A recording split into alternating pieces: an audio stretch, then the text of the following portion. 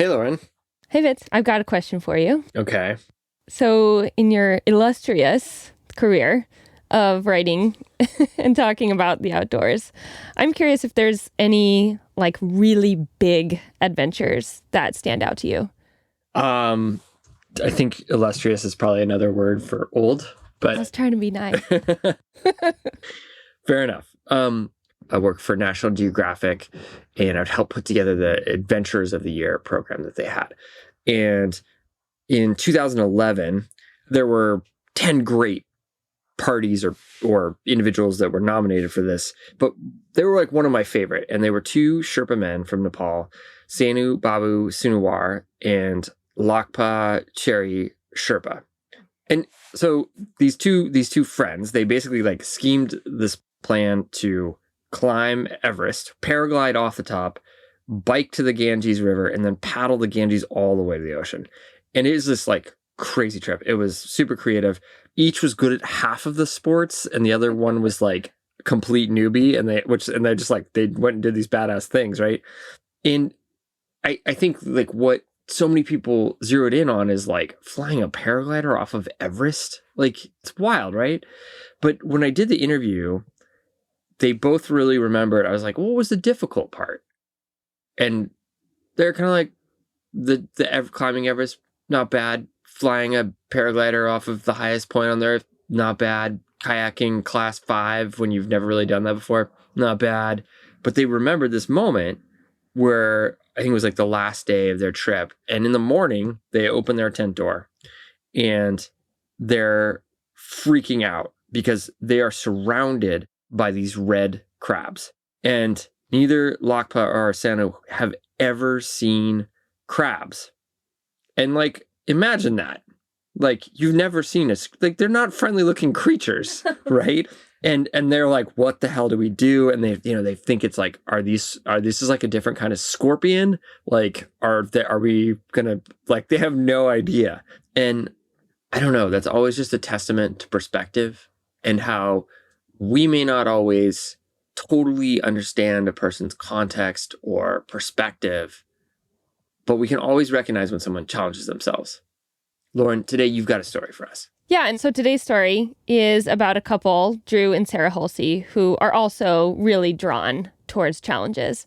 And last year, they took off on an insane road trip all across the United States to see some of the places that they've always dreamed of seeing. And in doing so, they've really paved a path for other people who, like them, really haven't always seen themselves represented in those outdoor spaces. I'm Fitzco Hall. I'm Lauren Delaney Miller. And you're listening to the Dirtbag Diaries.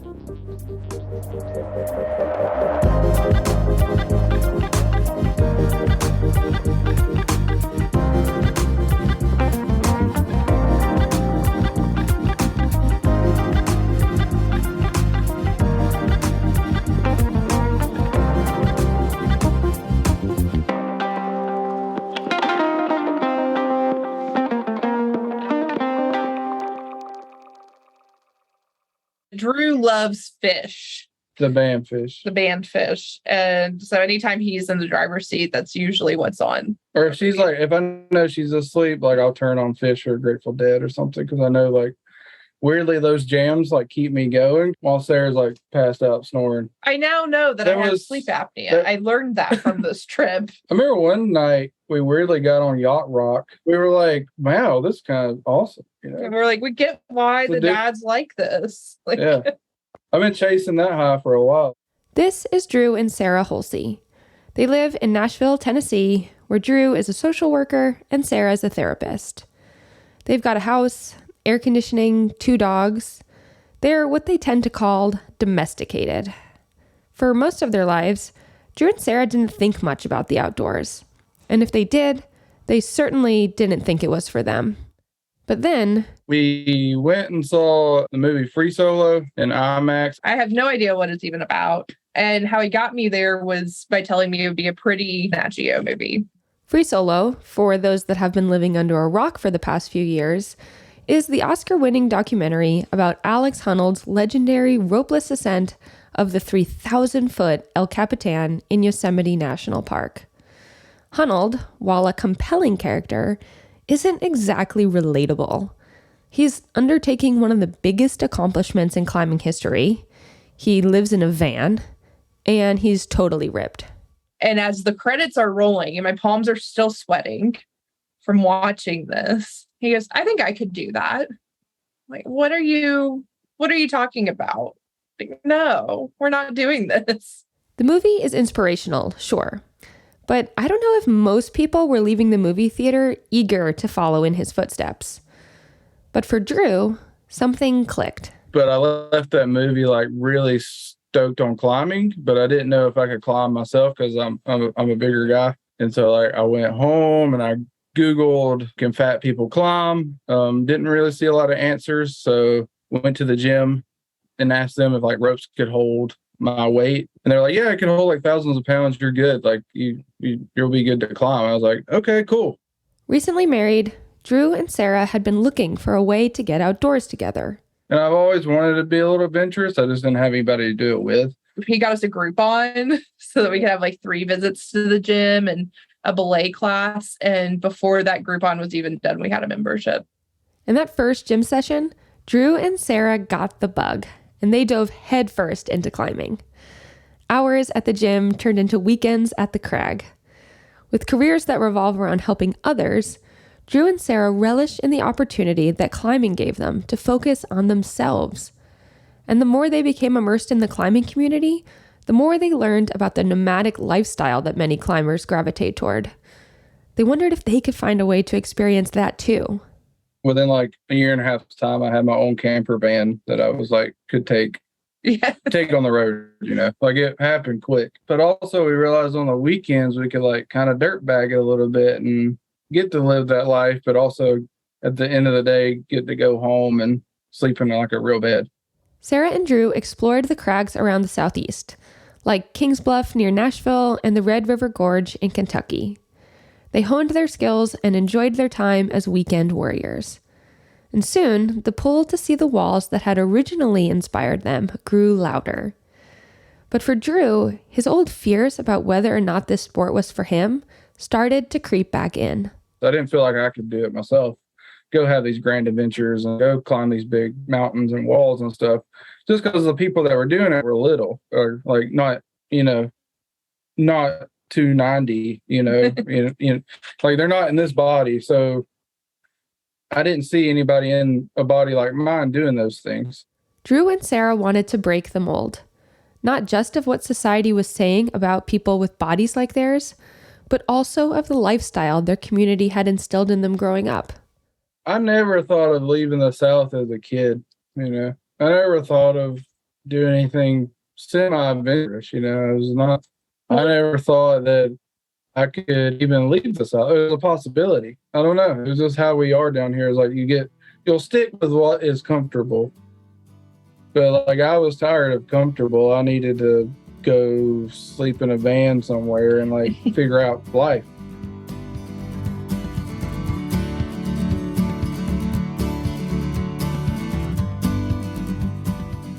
The Holseys didn't want to quit their jobs and move. They loved their life in Nashville, but they felt a call for more. Drew and Sarah plotted out a road trip across the West to the place that had sparked their love for climbing, Yosemite. Time off from their jobs was limited, but they were committed to squeezing in every ounce of adventure they could, seeing as many national parks and visiting as many friends as they could along the way. Delayed at first by the pandemic, they spent a year figuring out the logistics, turning their Toyota Sienna minivan into the perfect adventure rig and crafting the route that would take them everywhere they wanted to go. Then, in May of last year, the day finally arrived. We had originally planned to leave Thursday morning, and then as we got to thinking about timing, we can't give up on these hours that we can get on Wednesday night. We left at 8 at night and we were like, let's just see how far we can go, I guess. And I think once we left Tennessee, it was like, oh, we're here. We're on the path. It was one of those things oh, we're actually doing it. A few hundred miles later, Drew and Sarah crossed into Arkansas. They felt free and tired. It was 2:00 in the morning, So they pulled into a roadside rest stop, ready to hunker down. We were going to sleep there, but I went into the bathroom, and it was a weird vibe in the bathroom, in the rest stop bathroom. And I like walked in, I was using the restroom, and I noticed a guy in the stall, and he was pacing back and forth. I'm not liking this. He just had socks on too. Yeah, he just had socks on too in the bathroom. And I like went to like zip my pants, and I turned around and I saw his eyeball looking through the crack of the stall. And so I like saw it looking at me, and I was like, oh God, like immediate fear, like what am I doing? I'm in Arkansas right now. Why am I here? So I went out, and Sarah was still in the women's restroom, and I was just waiting. I was like, okay, we gotta skedaddle once she like leaves this bathroom. I come out of the restroom, and he's giving me the like wrap it up finger and like the thumb like, to get out of here. Let's go. He just keeps motioning. I'm like, what is going on? And he tells me what he's seen. And it gives us enough adrenaline to get to Oklahoma that night. After a few hours of rest, they were back on the road. By dinner time, they made it to a friend's home in Albuquerque, New Mexico, having driven 1,200 miles in under 24 hours. We became like professional drivers, like truckers or something. Like I don't know how we did it. Needing to stick to their tight schedule, when morning came on their third day, they were back on Interstate 40 heading west again. The reds and oranges of the desert were like nothing they'd ever seen before. A few hours later, they arrived at the first national park of their trip, Petrified Forest. Gazing out at the park's ancient trees turned to stone, they were able to connect with history in a way they never had before. But, of course, the clock was ticking, and they really wanted to get to their next destination by sunset. Yeah, I thought Grand Canyon was in the desert, but we drove through lush forest all the way there. We were just like gradually climbing up this hill, and we kept looking at each other like, where's the desert? Like, where's the brown? Everything's green still. This is really bizarre. Really beautiful forest around there. Yeah. And then we hit it. And like, as we get into the park, it changes a little bit. There's less trees, and everyone is just like funneling to this lookout point. Sitting at the rim of the Grand Canyon, as the sky got darker and darker, the weight of the trip started to sink in. We just sat there and looked and was like, this is so open and big. And like, the canyon is so deep. And to just sit there and look at it, really, like, you know, you have those things in life that it's like, man, I am a really small being on this planet of, you know, whatever's happening in life. And that was definitely one of those of, yeah, like I am like this teeny tiny thing in this whole world. Yeah, I'm pretty sure I cried. You tend to do that in national parks. Yeah, national parks make me cry. Snuggled up in the back of the van, on a bed that Sarah had built from PVC pipes, Drew and Sarah were the furthest they'd ever been from home. And after the break, they head further west.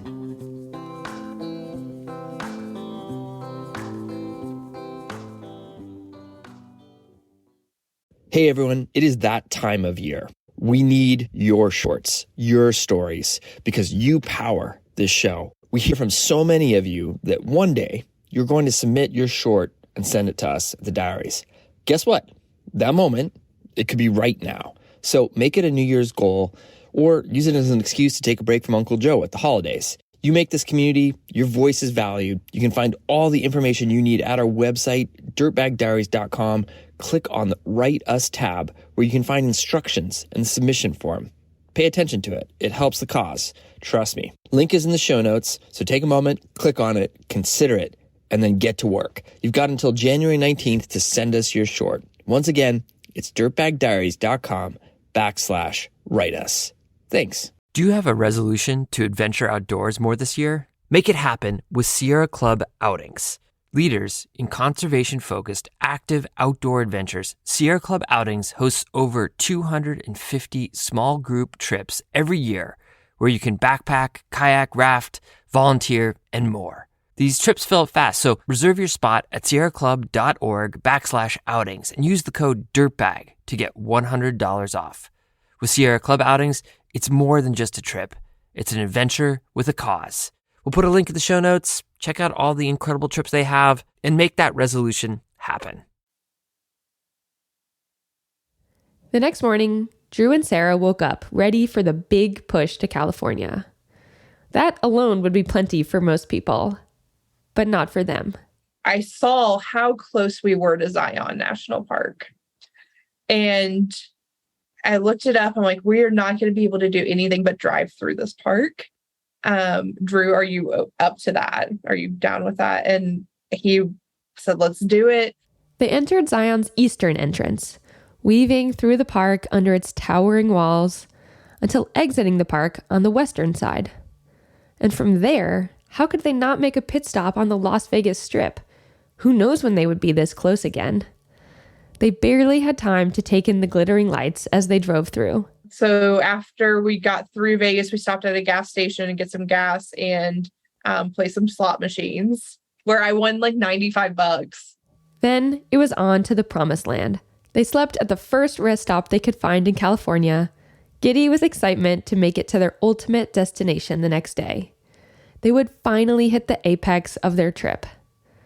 But, as always, they had one more stop to make on the way. I hugged a big tree at Sequoia. That's all I really remember.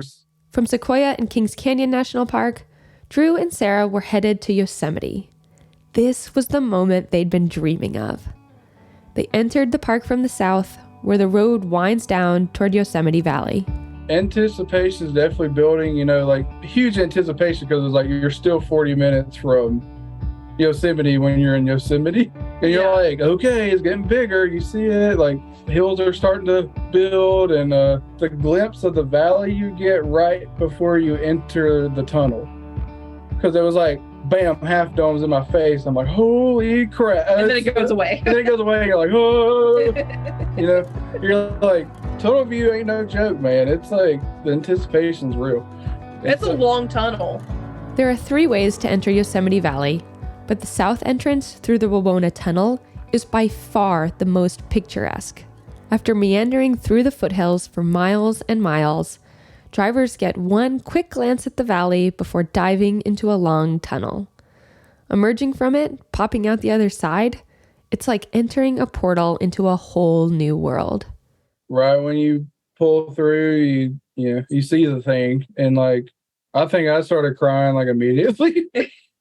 He just got quiet. I got quiet. I was like contemplating my life, because that's the place that got me in the direction I needed to go. In less than 5 days, the Holseys had driven over 2,000 miles through 8 states and 3 other national parks.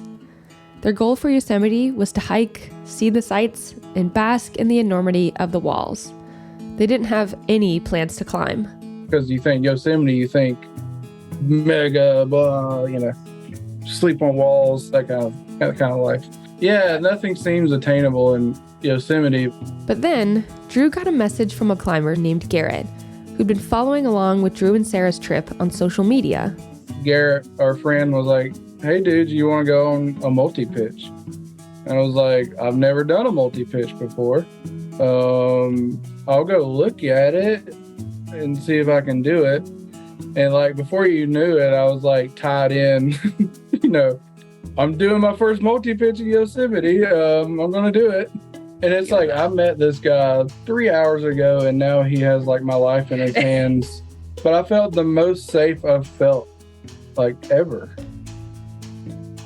Garrett and Drew took off on a 3-pitch route to the top of a feature called Swan Slab. Sarah hiked up the descent to meet them on the summit ledge.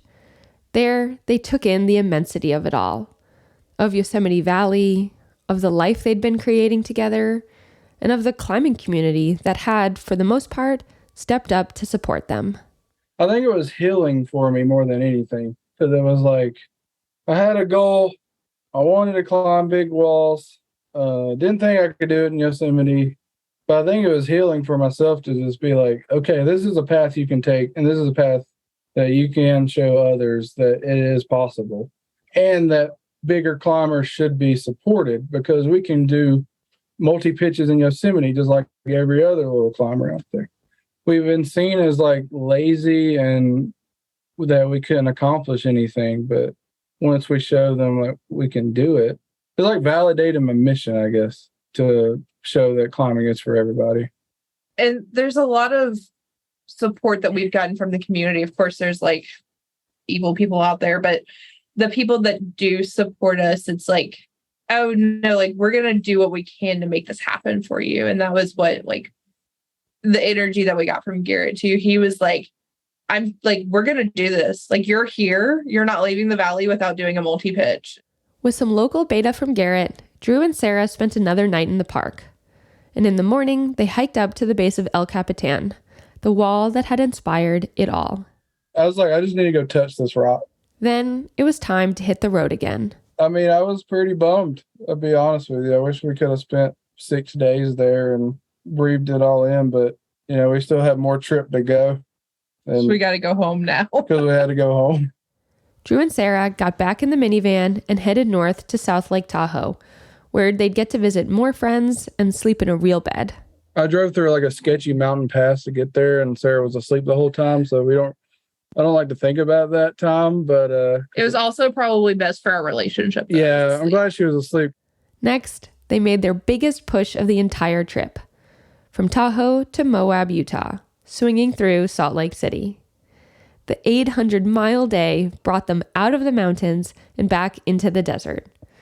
They watched as the hills and evergreens of California turned into the muted basin of Nevada, then back into the mountains of Utah's Wasatch Range before morphing once again into desert. And we have a friend from Nashville who goes and stays out in Moab every once in a while for several months on end. And he was out there, and we woke up at this rest stop, and I look over and there's a van that's his color of his van with Tennessee plates on it. And I was like, I think Matt's here.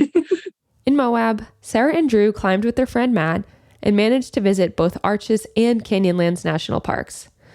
Then, you guessed it, they got back in the car and continued heading east to Boulder, where the nonstop motion of the trip was finally starting to catch up to them. Our friend in Boulder that we were meeting up with, he's like, are you teleporting? Did y'all How are you teleport? doing this? End of trip, dead as could be, probably. Let's go climb 600 feet of flat iron goodness. You know, the Boulder day was hard. The Thai food after the climb was So good. some of the best food I've ever had. But I don't know if it's because it was like good Thai food or if because we were just exhausted. At this point, you'd think that they'd be ready to just wrap it up and go home. But not Drew and Sarah.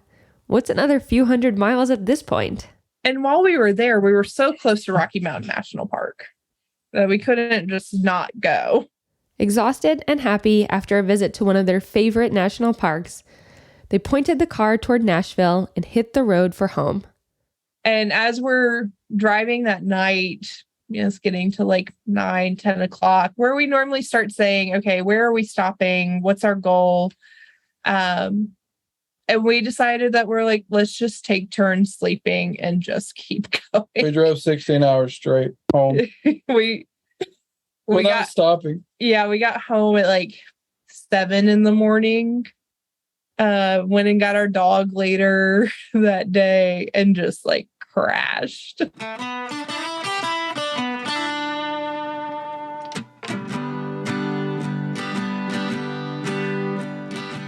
And just like that, on day 13, they're home.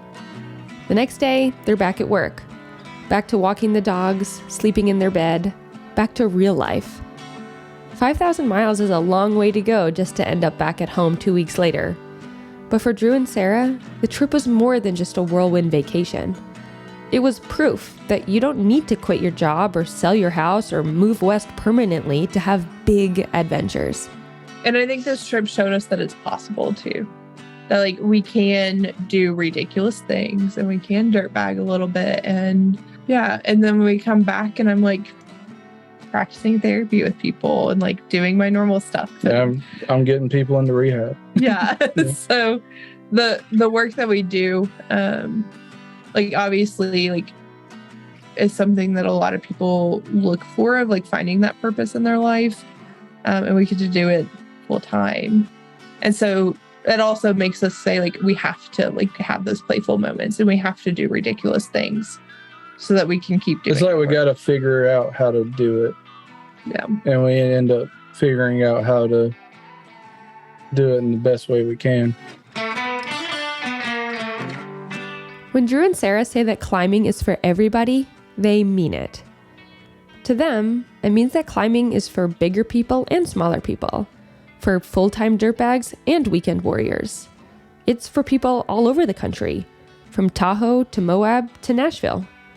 They didn't have a model for how people like them could live the dirtbag life, but they created one that works for them. And they're not done yet. I think we might do it Again? in September. Yeah, we might take a third person this time so it's a little quicker.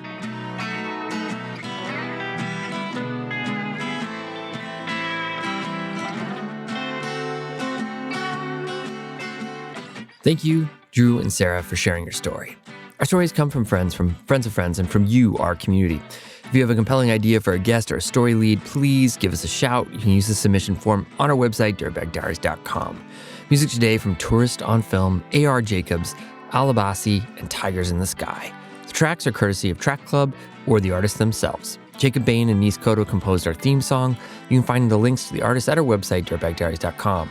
This episode was produced by Lauren Delani Miller with additional production help from Ashley Langholtz and Becca Cahal. Illustration by Walker Call. Becca Call is our executive producer. I'm Fitz, and you've been listening to the Dirtbag Diaries. Thanks for tuning in.